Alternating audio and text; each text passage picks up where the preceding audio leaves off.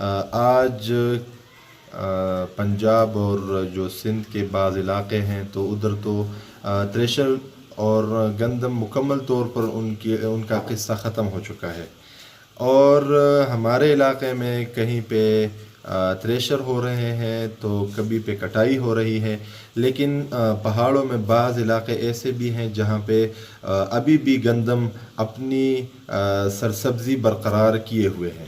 آج آپ کو ایک آیت کریمہ کے حوالے سے کچھ باتیں عرض کروں گا، جس میں ہمارے لیے اسی تناظر میں بہت بڑا درس موجود ہے، جس کو ہم حاصل کریں اور اسی کے مطابق اپنی زندگی گزاریں۔ تو آیت کریمہ میں پہلے اپلوڈ کر چکا ہوں، سورۃ حدید میں یہ آیت کریمہ موجود ہے، اعلموا انما الحیات الدنیا، جس میں اللہ رب العالمین نے زندگی کی مثال دی ہے کہ یہ زندگی کس طرح گزر رہی ہے۔ آیت کریمہ کا ترجمہ آپ کے سامنے گوش گزار کروں گا۔ اللہ رب العالمین فرماتے ہیں خوب جان لو کہ دنیا کی زندگی اس کے سوا کچھ نہیں کہ ایک کیل ہے، ایک دل لگی ہے اور بناؤ سنگار ہے، اور تمہارا آپس میں ایک دوسرے پر بڑائی جتلانا ہے اور اموال اور اولاد میں ایک دوسرے سے بڑھ جانے کی کوشش کرنا ہے۔ اس بارش کی طرح ہے جس سے اگنے والی کھیتی نے کاشتکار کو خشک کر دیا، پھر وہ پک جاتی ہے، پھر تو اسے دیکھتا ہے کہ زرد ہے، پھر وہ چورا بن جاتی ہے، اور آخرت میں بہت سخت عذاب ہے۔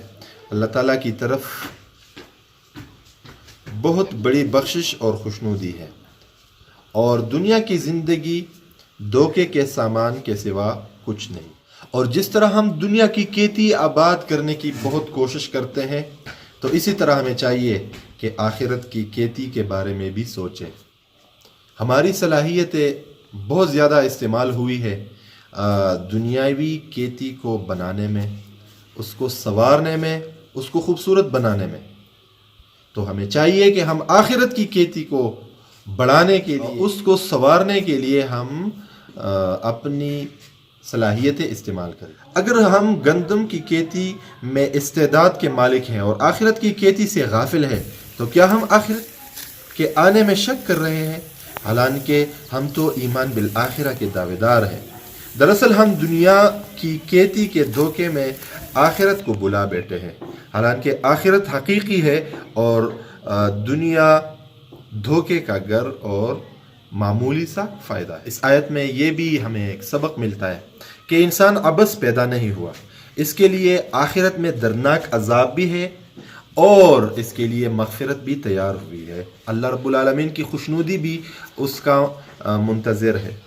تو جس طرح انسان دنیاوی کھیتی میں کچھ بوتا ہے تو نتیجتاً پھر وہ وہی چیز کاٹتا ہے، تو اسی طرح ہم آخرت کی کھیتی کو تیار کرنے کی اگر ہم کوشش کرتے ہیں تو ہم پھر آخرت میں اسی کو کاٹیں گے، یعنی اللہ رب العالمین کی مغفرت اور خوشنودی کی شکل میں۔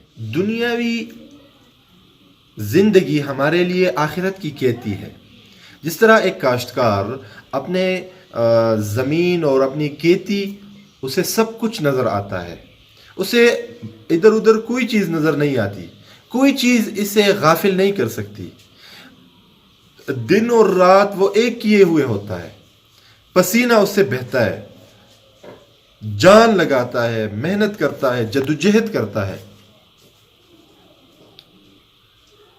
تو آخرت کے کھیتی کے طلبگار کو بھی یہی چاہیے کہ وہ بھی اس میں مستعد ہو، وہ بھی تیاری کرے، وہ بھی چست ہو، وہ بھی سستی بھگائے اپنے اندر سے۔